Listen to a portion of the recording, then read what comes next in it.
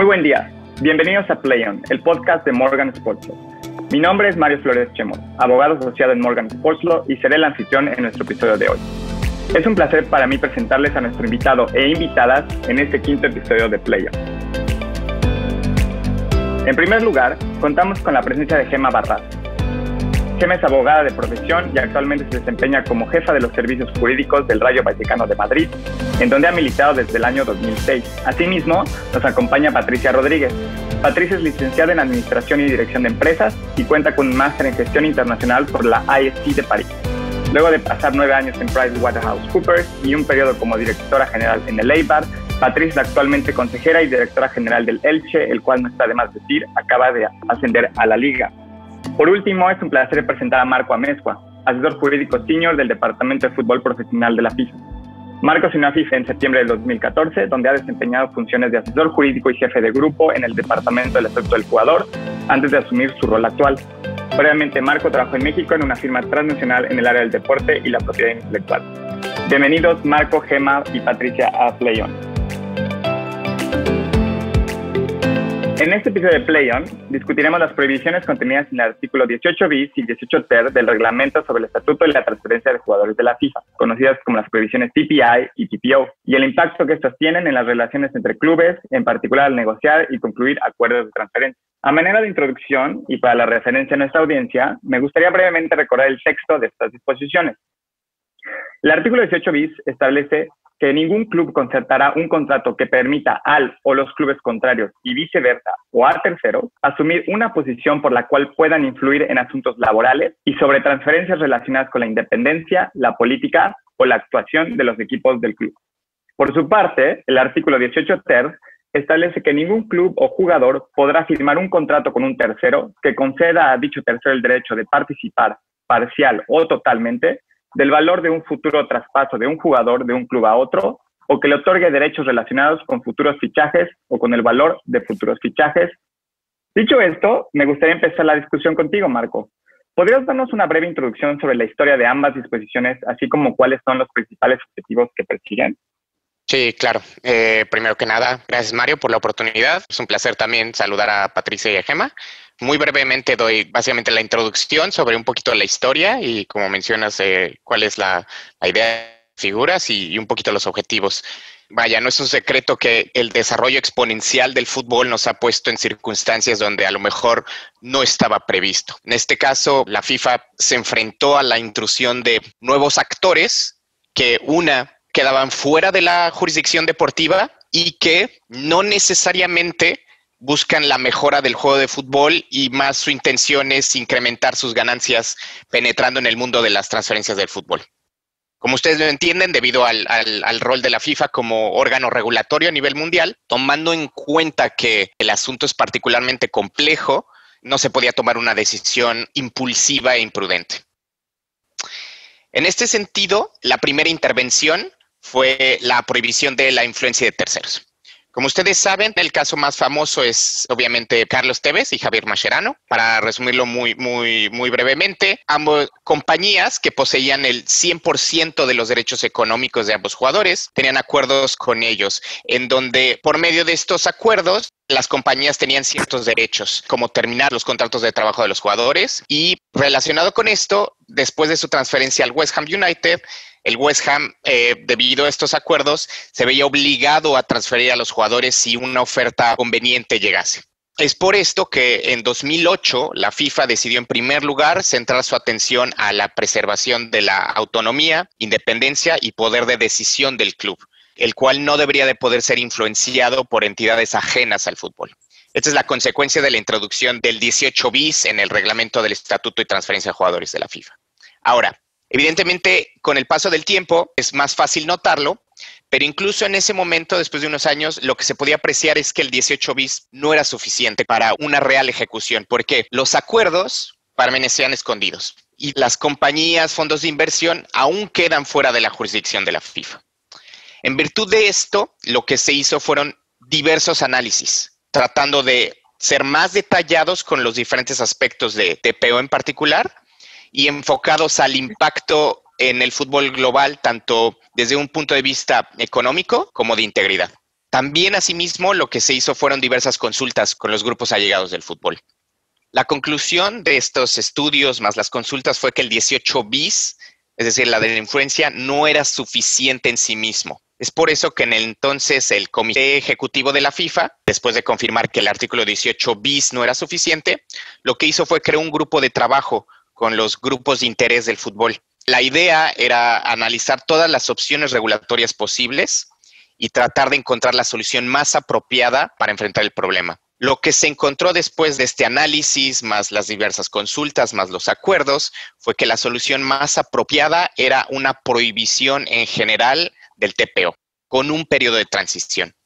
Yo creo que es importante subrayar que en ese momento esta decisión fue consecuencia de haber avalado todas las demás posibilidades y que en el entendimiento que solo la prohibición total podría cumplir los efectos y los objetivos necesarios, ya que aún tenemos el problema que las compañías y fondos y estos terceros están fuera de la jurisdicción deportiva. Esto nos trajo a la introducción del 18 TER, el cual entró en vigor el 1 de enero de 2015, pero la prohibición entró en vigor el 1 de mayo de 2015. Muy rápido, simplemente uno de los puntos claves de estos dos artículos es la identificación del tercero, cuya definición fue recientemente modificada para no incluir dentro de la misma a los jugadores, al jugador que está siendo transferido. Para esto creo que es bueno leer un poco la definición. La definición está en el reglamento, se lee como tercero, parte ajena al jugador siendo traspasado, a los dos clubes entre los cuales se traspasa al jugador o a cualquiera de los clubes anteriores en los que el jugador estuvo inscrito previamente. Ahora, simplemente para finalizar, es importante puntualizar los objetivos de estos dos artículos, ya que van de la mano. Yo creo que se pueden definir de la siguiente manera. Uno de los objetivos es la preservación de la estabilidad contractual, el cual es un punto angular del reglamento sobre el estatuto y transferencia de jugadores. También lo que se intenta es preservar la independencia y autonomía de la política de contratación de los clubes. Una parte muy importante y para mí la clave es asegurar la integridad del fútbol, preservando la equidad de las competiciones. Relacionado con esto, también lo que se busca es la prevención de conflictos de intereses y garantizar la transparencia del mercado de fichajes. Y con esto es básicamente un poco lo que tenemos, es bastante breve, como ustedes se imaginan el tema es bastante grande. Voy contigo, Mario, para que podamos seguir. Muchas gracias, Marco. Muchas gracias por esta breve introducción. Obviamente es diferente cuando estos principios salen en el abstracto y en cuanto a sus objetivos, pero ahora me gustaría mucho escuchar la opinión de Gemma y de Patricia en cuanto a en la práctica, cómo hacen los clubes para poder lidiar con estas prohibiciones. Puedo empezar, si quieres, contigo, Patricia, en el sentido de qué tanto se toman en consideración estas dos disposiciones del reglamento cuando ustedes están negociando una transferencia con otro club de un jugador. Bueno, obviamente ha cambiado mucho el escenario desde que se introdujo esta modificación. Yo suelo ser siempre mucho más partidaria de regular y de limitar que no de prohibir como tal, ¿no? Porque la prohibición muchas veces, como solemos decir en España, echa la ley, echa la trampa, y muchas veces la prohibición lo que te lleva o lo que lleva al sector es a ser más creativos y a tratar de evitar el problema o de lidiar con ese asunto de otras maneras distintas, ¿no? Coincido en que me parece fenomenal que se proteja la integridad y todos los aspectos que se están regulando con la introducción de la norma, pero al final no podemos evitar que haya ese conflicto de intereses porque hay agentes que tienen jugadores en distintos equipos y también les interesa un equipo u otro. Hay diferentes mecanismos que se han visto para participar en clubes a través de la propia adquisición de los clubes, o a través de algo peor todavía, que es contratos privados en los cuales hay una participación. Entonces, no comprendo ese ansia de la prohibición ni que en algunos momentos se haya llegado a asimilar a la esclavitud, como algún dirigente del mundo del fútbol lo ha llegado a comparar, ¿no? Porque para nada tiene que ver. Yo creo que al final el fútbol es muchísimas cosas, es pasión, es sentimiento, es afición, pero hay una parte que es negocio y de la cual todos nos lucramos, todos los que formamos parte. Eso hace que el propio fútbol y que la propia industria se retroalimente, pueda crecer, podamos repercutir impuestos en la industria y sigamos creciendo y evolucionando, ¿no? Yo soy mucho más partidaria de limitar por ejemplo, medidas como limitar los porcentajes de derechos económicos en propiedad de terceras partes, pues, no sé, se me ocurre a un porcentaje determinado que evite tener ese control absoluto, o limitar el número de jugadores en los que los TPI poseen derechos económicos. Creo que ir en esa línea y trabajar juntos desde el ámbito de clubes, agentes, fondos de inversión y, por supuesto, organismos reguladores es lo que nos va a dar mucha más riqueza y vamos a poder crecer, sobre todo en situaciones como las que estamos viviendo ahora, en las que los clubes necesitan financiación y están recurriendo a mecanismos externos. No comprendo cómo no podemos recurrir a activos que tenemos si ya estamos viendo que a través de programas de blockchain hay gente que está comprando criptomonedas para invertir en jugadores de tenis, por ejemplo, como he podido ver hace muy poquito. Si eso es así y el jugador además lo está propiciando, pues sinceramente creo que existen maneras de crecer juntos y además para mí genera una mayor riqueza en la competición porque hace que equipos más modestos puedan acceder a determinados perfiles de jugadores y puedan captar cierto talento que de otra manera no sería así, y quién sabe si pueden llegar a competir de tú a tú con primeros equipos o con los equipos más grandes. Sí, perfecto, totalmente. En muchas partes estoy de acuerdo contigo, Patricia. Es un punto de vista el tuyo muy comercial, que al final de cuentas es como los clubes donde empiezan todas las cosas, ¿no? El commercial mind, y luego ya de ahí vas hacia la otra parte, que es la parte que me interesa escuchar de Gemma también, porque me imagino que llegan las decisiones del CEO o algo así, ¿no? Y ahora pues queremos hacer esta transferencia con este jugador y necesitamos estas condiciones. Me imagino, Gemma, que para ti llega a analizarlo desde el punto de vista legal y ver si se puede o no se puede. Por estas prohibiciones, ¿cómo es el día a día? Si de repente ves que te llega una transferencia y ves que hay algo ahí que es riesgoso, ¿cómo ustedes lo manejan este tipo de prohibiciones desde el punto de vista legal del club? Bueno, en primer lugar, buenos días a todos. Gracias por la invitación a la firma Morgan Sports Law y especialmente a ti, Marco. Buenos días a Patricia también. Yo como abogada de un club de fútbol, deciros que, como es obvio, tenemos que tener presente todas estas medidas concernientes a los TPI, TPO impuestas por FIFA en sus artículos 18 bis y ITER del Reglamento sobre Estatuto y Transferencia de Jugadores. Y fundamentalmente cuando se formalizan esos acuerdos entre clubes de diferentes asociaciones.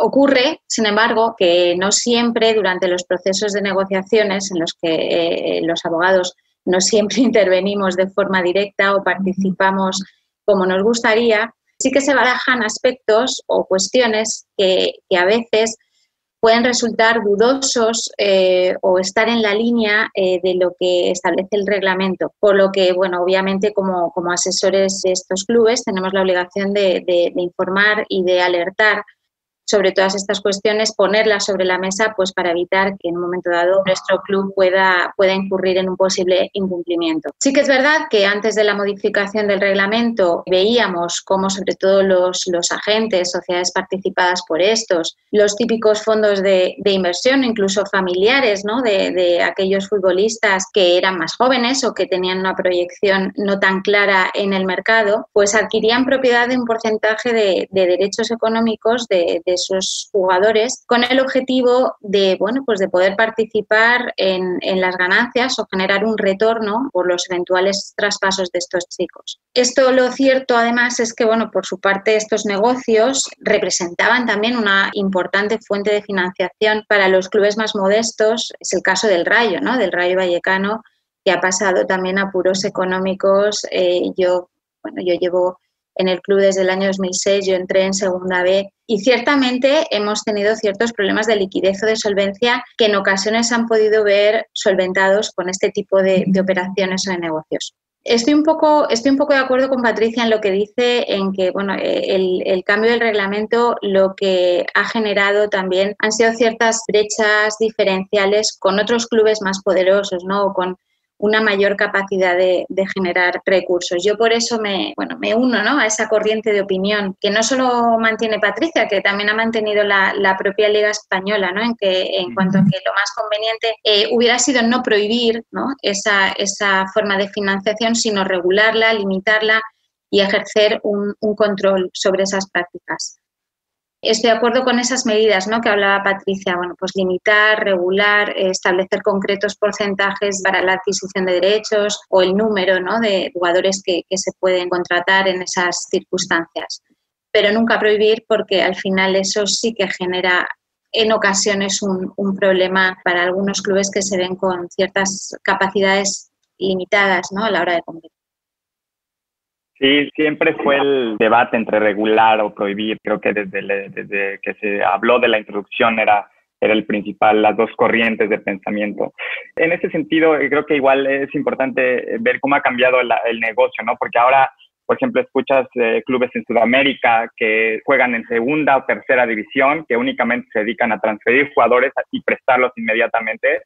He escuchado casos de un club que ha prestado en 5 años al mismo jugador los 5 años y no ha jugado un solo partido con ese club y simplemente se la vive de préstamo. Y es lo que dicen que es el nuevo TPO, que es básicamente los terceros compran clubes que no tienen ningún interés deportivo, sino únicamente puramente económico, y creo que es la otra parte que igual y es FIFA debería atacar. Pero más allá de esto, me gustaría ahorita pasar a un concepto muy abstracto, que es la influencia, ¿no? Porque, ¿qué significa tener influencia? Entonces, me gustaría pasar contigo, Marco, en este punto. Es cuando el 18 bis habla de influencia, ¿implica que la influencia debe materializarse o implica que debe ser cierto grado de influencia?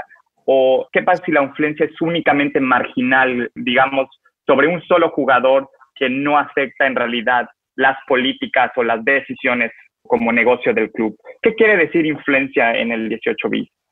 Sí, yo creo que esta es la parte más complicada, porque obviamente, como ustedes lo entienden, bueno, el tema es muy abstracto y bastante general para que varias cosas pueden cuadrar ahí. Entiendo por qué el texto habla de manera tan general, pero lo hace aterrizar lo más complicado. Por lo que yo entiendo, se califica de dos maneras. Una, hay un aspecto temporal y otro, hay un aspecto sustantivo. El aspecto temporal es que una violación al 18 bis se materializa desde la conclusión del acuerdo donde se da la posibilidad de influir. Es decir, si entendemos como materialización el hecho en sí, lo que lo entiende el artículo es se materializa desde que se firma el acuerdo. Ahí ya está, aunque de facto el hecho no haya pasado. Ahora, de ahí se va al aspecto sustantivo, que es la segunda parte que mencionabas, Mario. El aspecto sustantivo es donde se hace la evaluación si se le otorga una posibilidad, hago comillas, real, de determinar o afectar la conducta de un club en relación a asuntos laborales o de transferencias, independientemente de si dicha influencia se ejerció o no. Y aquí es donde creo que se pone más complicado, porque es la razón de por qué los órganos decisorios necesitan analizar esto caso por caso para determinar si la influencia es real, donde se determina esto en virtud de las circunstancias concretas de la terminología usada en el acuerdo, es decir, interpretando el acuerdo como tal, y es donde se pone un poco más complicado. De lo que mencionabas, por ejemplo, del ejemplo, si con un solo jugador es suficiente para determinar, bueno, pues serían las circunstancias que van de la mano con el asunto. Aunque es un hecho que como está redactado, la violación se da desde que concretas ese acuerdo individual. Entonces, entiendo el punto que a lo mejor se puede considerar qué tanto puede ser una influencia cuando hay un solo acuerdo, pero como está redactado, eso es lo que trata de evitar, me parece. Pero a final de cuentas queda un poco de ese lado para que los jueces hagan su trabajo, evaluando, tomando en cuenta todo el acuerdo. Es decir, no simplemente porque haya algo ahí va a terminar determinándose una violación. Depende un poco de las circunstancias y es lo que le hace tan difícil juzgarlo en abstracto.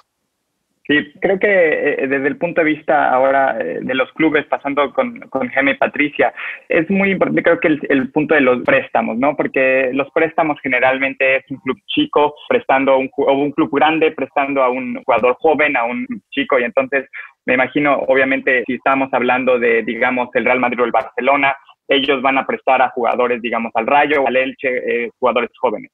Y luego hemos visto ahora mucha parte de que son las development fees, la remuneración por desarrollo, ¿no? Que es, bueno, yo Barcelona, equipo grande, te presto a este jugador joven, pero tienes que meterlo en al menos 20 o 25 partidos, si no me tienes que pagar a penalización, o el préstamo es gratis, pero yo te voy a ir pagando cierta remuneración entre más metas al jugador.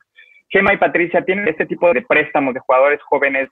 ¿Han tenido experiencia en cuanto a este tipo de cláusulas de remuneración o penalización dependiendo cuántos partidos se mete al jugador? Bueno, a ver, en cuanto a este tipo de cláusulas, cuando se introducen en los contratos, lo que se pretende básicamente es potenciar el rendimiento de los jugadores, ¿no? Cuando un club cede a un jugador porque no tiene cabida, ¿no?, en su planificación deportiva, lo que busca con esa cesión es poder proyectar al jugador en el mercado, darle visibilidad, optimizar su rendimiento como activo, ¿no?, que es del club. Bajo mi punto de vista, este tipo de cláusulas lo que persiguen precisamente es eso, es potenciar el rendimiento del jugador y hacerlo crecer como futbolista en otro equipo. Por otro lado, cuando es el equipo cesionario, ¿no?, el que lleva a un futbolista cedido a otro equipo, lo que persigue es también darle cabida en su plantilla y conseguir igualmente resultados deportivos óptimos. Por lo tanto, este tipo de acuerdos, este tipo de cláusulas sí que efectivamente son frecuentes, ¿no? Yo creo que no solo son frecuentes, sino que además, bajo mi punto de vista, no generan una incidencia ni generan una capacidad en el otro equipo de poder establecer una influencia, ¿no?, en lo que es el desarrollo del jugador, ni en su contrato, ni en su relación laboral con el club. Patricia, por tu parte. Absolutamente de acuerdo con lo que dice Gemma, porque hay una premisa que tenemos, yo creo que prácticamente en todos los equipos, al menos en España, que es que no se nos va a ocurrir decirle al entrenador a quién tiene que poner y a quién no, porque entonces montamos un conflicto ya que va mucho más allá de temas contractuales. Entonces, es verdad, y yo creo que además se puede ver en equipos con situaciones económicas muy saneadas, que son grandes o medianamente grandes, incluso pequeños también que quieren prestar a segunda división de Liga Santander a Liga Smartbank, también hay muchas veces préstamos y no tienen un fin económico, sino lo que fomentan y lo que tratan de potenciar es que el jugador se vaya desarrollando, sobre todo en ese caso de Liga Santander a Liga Smartbank, que se vaya desarrollando porque igual no está preparado todavía para jugar en primera, pero sí interesa que el jugador se vaya desarrollando en un equipo de categoría inferior. Y lo que se intenta es que juegue, que pueda crecer a nivel profesional más allá de otros intereses. Generalmente, de hecho, yo creo que en España se suele dar esa circunstancia y podemos ver en Liga Española un montón de jugadores que en un año han estado en segunda división prestados o en equipos más pequeños y luego cómo se han podido desarrollar en su propio equipo y cómo se ha potenciado, ¿no? Ahora mismo se me ocurren un montón de casos y no necesariamente están buscando ese objetivo, están buscando el desarrollo del jugador. La parte económica puede ser una manera de empujar, pero ya te digo que la práctica no tiene ninguna influencia porque no se nos va a ocurrir decirle al entrenador pon a uno o pon a otro porque el conflicto entonces será de otro estilo.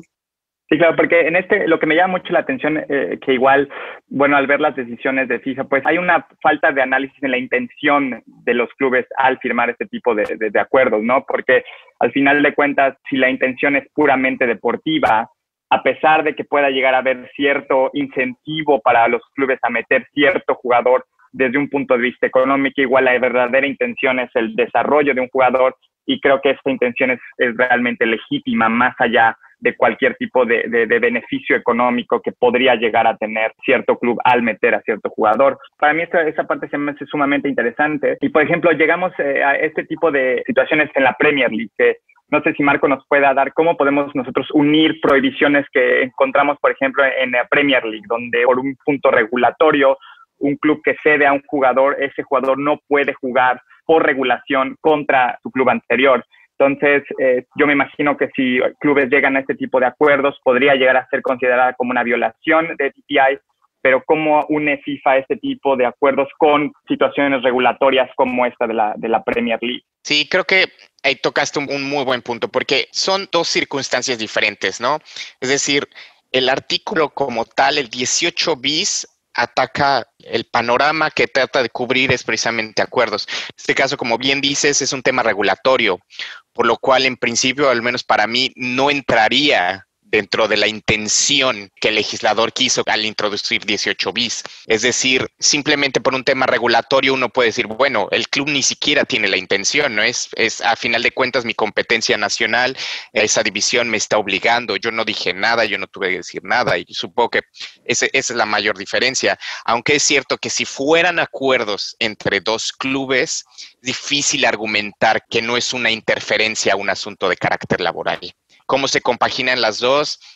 Difícil decir porque no creo que se compaginen. Una, por un lado, como bien mencionas, es regulatoria, mientras que la otra es de carácter contractual. Entonces creo que ahí da un poco la diferencia y a final de cuentas también entendiendo que a nivel nacional federaciones y las competencias, las ligas tienen bastante autonomía y si bien tienen que poner clausulados, es decir, por ejemplo 18 bis, 18 ter, son mandatorios a nivel nacional, se refiere a los acuerdos entre clubes. Ya si es regulatorio es un poco diferente. Gemma, Patricia, ¿conocen este tipo, si hay en España algún tipo de disposición similar en las regulaciones? No existe. Bueno, pues igual y sería algo que podrían comentar o podrían sugerir, porque es un buen punto la distinción que hace Marco entre una cosa contractual y una cosa regulatoria. Entonces, si quisieran los clubes tener más libertad, yo me imagino desde un punto de vista privado, en cuanto a este tipo de acuerdos, igual si lo introducen en las regulaciones, igual y ya no calificaría como un acuerdo entre clubes, sino sería algo regulatorio que no entraría en las prohibiciones de TPI y de TPO. Bueno, y ahora, por último punto, antes de cerrar, es las cláusulas CELON, ¿no? Que es igual son cláusulas que se ven muy común en el fútbol, rápido para la audiencia. Una cláusula CELON es básicamente aquella en la cual se destina una parte variable de un precio total de la transferencia en caso de que un jugador pase a un nuevo club y el nuevo club lo transfiera a un tercer club. Su finalidad es básicamente proteger al club anterior, el que transfiere al jugador, contra un aumento inesperado del valor de los servicios de un jugador. En cuanto a cláusulas CELON, entiendo que en principio estas no estarían dentro del TPO porque obviamente el club anterior es un club del jugador, entonces no es tercero. Pero en cuanto al punto de vista del TPI, ¿qué tipo de cláusulas CELON suelen ver, Gemma, ustedes y Patricia? ¿Son pura y dura cláusulas CELON en cuanto a 50% de los derechos económicos se me quedan y en caso que lo transfieras, 50% me toca a mí? ¿O han visto cláusulas CELON que van un poco más ligadas a la participación del jugador? Por ejemplo, si juega 30 partidos, entonces me toca a mí un porcentaje extra. ¿Cómo ven ustedes las cláusulas CELON en este sentido? Patricia, si puedo empezar contigo en esto. Se ha visto de diferentes maneras. Generalmente yo creo que no suelen llegar a tanto porcentaje, suele ser un porcentaje menor y la tendencia es que vaya por la plusvalía, no al importe de la transferencia, sino a la plusvalía. Y muchas veces también tiene una parte de desarrollo de competición, pues desde objetivos de equipo como objetivos individuales del jugador. Yo creo que al final es algo que tiene sentido porque el club inicial ha formado parte de esa propia formación de jugador que va a influir en su futura venta y en su futura revalorización. Entonces, es una manera de participar, de hacer que inicialmente ese traspaso sea más económico y no sea una inyección de dinero tan importante para el comprador, ya que no tenemos la oportunidad de tener fondos de inversión que colabore, y de esta manera, una manera de colaborar entre clubes para facilitar esa situación y que ambas partes se vean beneficiadas en un futuro con algo que creo que es positivo para todos, que es el desarrollo de un jugador que has tenido en tu club, que ha pasado por tu casa y que mejor que triunfe, que se pueda ir a un club grande que esté dispuesto a pagar una suma importante de dinero por esos derechos económicos del jugador y que se pueda ver repercutido en los clubes formadores. Gemma, ¿algo que agregar?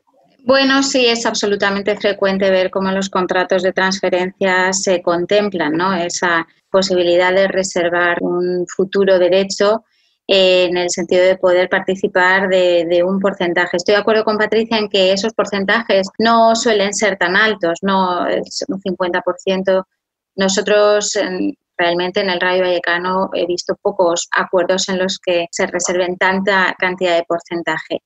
Ahora, que en estos momentos se ha dejado de considerar además tercera parte a los propios futbolistas también, sí que asistimos, ¿no?, además a algunos procesos de negociación, no muchos, la verdad, en los que los jugadores pues sí que se reservan también un beneficio que pueda generar su derecho a otro club, ¿no? Este extremo además ya lo contempla nuestro Real Decreto 1006 como derecho consolidado, ¿no?, que tiene el jugador, tanto para las cesiones temporales como para, en su caso, las cesiones definitivamente, y también son muy frecuentes, ¿no?, que los jugadores pues pacten con esos equipos, bueno, el poder participar también en ese sentido. Y el resto, bueno, lo que decíamos, ¿no? El tema de reservarte un derecho, pues es una forma también de mantener, ¿no? un porcentaje y poder adquirir un retorno de esos costes de formación, como decía Patricia, en los que has incurrido a la hora de tener a un jugador en tu plantilla. Bueno, pues muchísimas gracias. Creo que se nos ha acabado el tiempo. Quisiera otra vez agradecer enormemente a Gemma, Patricia, a Marco por su tiempo, por habernos compartido sus reflexiones, que estoy seguro serán de interés. Para más información sobre otros temas de interés relacionados con el derecho deportivo, no dejen de visitar nuestra página de internet www.morgansl.com. Y para la gente interesada en unirse a nuestra lista de contactos o si hay algún tema el cual les gustaría abordar en el podcast, no dudes en escribirnos un email a podcast@morgansl.com. Y finalmente los invitamos a seguirnos en Twitter, Instagram o Facebook. Ojalá hayan disfrutado este episodio del podcast y esperamos nos vuelvan a acompañar en futuros episodios de Playground.